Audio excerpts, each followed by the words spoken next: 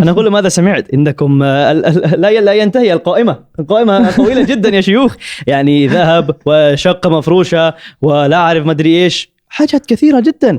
وكيف هذا يعني يجعل الزواج صعب على الناس؟ حتى لا يوجد في بريطانيا.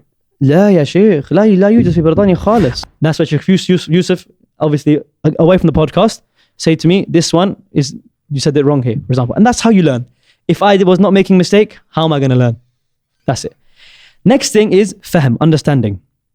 نحن أحيانا نقلد من هذا 50-50، عارف 50-50. إحنا partnership في الحياة. فهمت؟ هكذا مستحيل أنت تعيش هكذا. قال لي أنا لست متزوج وإن شاء الله سأتزوج قريبا، ولا أين وماذا هذا الشيء. وبعد ذلك قال لي أنا سأشتري ذهب وأنا أشتري هذه الأشياء، وإنما هو أعدد هذا والله أكثر من 500,000. وأنا عارف الأعداد عندكم أكثر من هذا بكثير أحيانا، ولكن لو أنا من بريطانيا، الناس في مصر وأكيد في باكستان يفكرون في مصر في بريطانيا الفلوس يعني من النبات، يعني أخذوها كذا.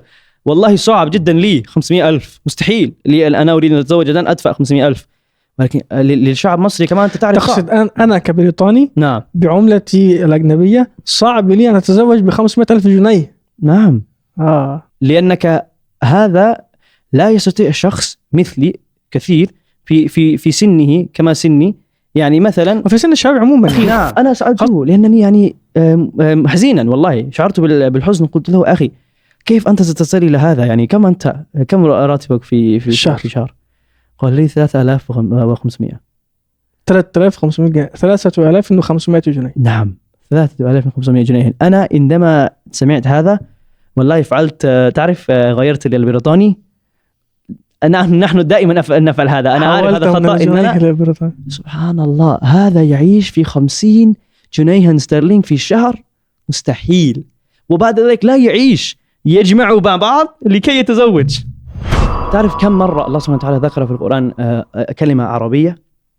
8 مرات، لأنها عظيمة. إنا أنزلناه قرآنا عربيا لعلكم تعقلون.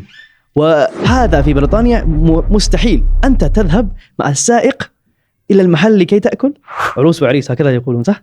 عروسة وعريس، صح؟ نعم في مصر عريس وعروسة يقولون هكذا في مصر. ماشي. هذا فيه أنا أشوف بذل أو شيء، فيه شيء يعني عكس شرف.